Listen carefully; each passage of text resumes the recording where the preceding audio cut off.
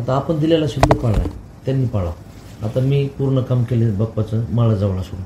माळाजवळत बी कसं जे तुतारी म्हणलं त्याला तुतारी, जे करण्यासारखं आहे त्याला कमळ. ते विलयतले माझ्या गावात 100-200 मतं जास्त होते, कोणाला ताईला.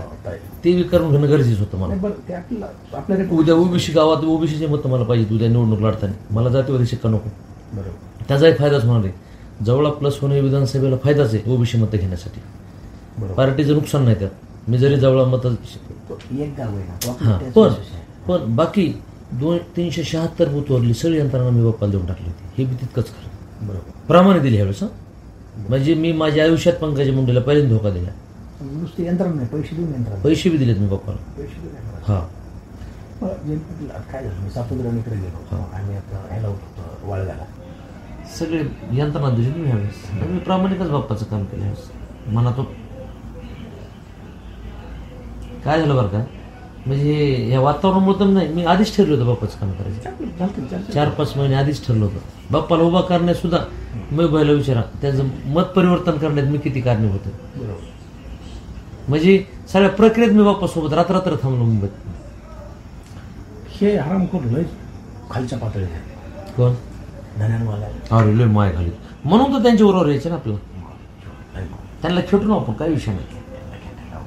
बीडमध्ये एखादा धनंजय मुंडेची आपण गाडी फोडू, मी सारखा फाटका माणूस खेळतो. अरे मी तुम्ही तर आपण करू ते, पण कधी ते इकडे आल्यावर मग ते फोडण्यात मी माझे.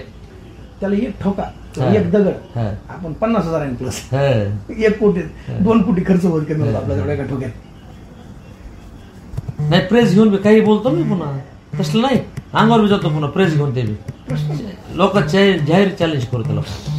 आपला प्रवेश घेऊन टाका ना आपण. 3-7 मधून लवकर रिकाम होऊ आणि प्रवेश तारीख ठरवून टाका. आपण काय करू आता, उद्या महबूब भाईला बोलू, आपण बसू तिघं.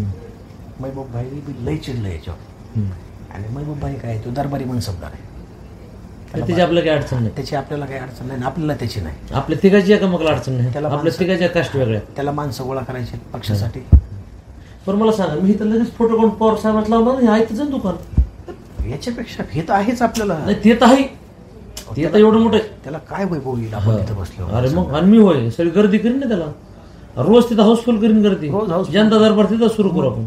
एवढी मोठी वास्तू आहे ना ताब्यात, ह्याच्यासारखं काय आपण कम्प्लीट तिथं आपण कार्यक्रम घेऊ. कुठं स्टेडियमला. आणि तिथं एक पवार साहेबाची सभा बी घेऊ, जयंत पाटलाची सभा घेऊ. एक कार्यक्रम बी होऊन जाईल आणि माहोल बी तयार होऊन जाईल. ते काय एवढी मोठी सभा म्हणलं, सगळं मंत्रिमंडळ तुमच्या पक्षाला सगळे लोक येतील. त्याला सदप्रवेशाला बाबूसाहेब सगळं. आपण मोठा जंगी कार्यक्रम ठेवू. संध्याकाळी 5-6चा कार्यक्रम ठेवू. म्हणजे 6-7ला सुरू झाला पाहिजे. म्हणजे थोडंसं जवळ आलं की लोक जरा फक्त पावसाळा संपल्यावर करायला. पावसाळा पिरियड मध्ये जमणार नाही तर मग वॉटरप्रूफ मंडप घेऊन करू. लवकर करावं लागेल आपल्याला, वेळ नाही. तुम्हाला सांगा निकालानंतर सगळे चित्र बदलणार आहेत.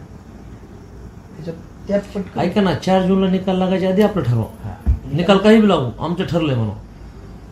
निकालावर सगळे 4 जूनच्या आधी शब्द देऊन टाकू. पण उद्याच आपण फायनल करू बैठक आणि लगेच आपण जयंत पाटील साहेबांना बोलू आणि बाप्पा आपण जाऊन त्यांची एकदा भेट घेऊ. बाप्पाला मतदानाच्या आदल्या दिवशी जाऊन भेटून केजमध्ये सगळं नियोजन लावून मी आलो रातोरात.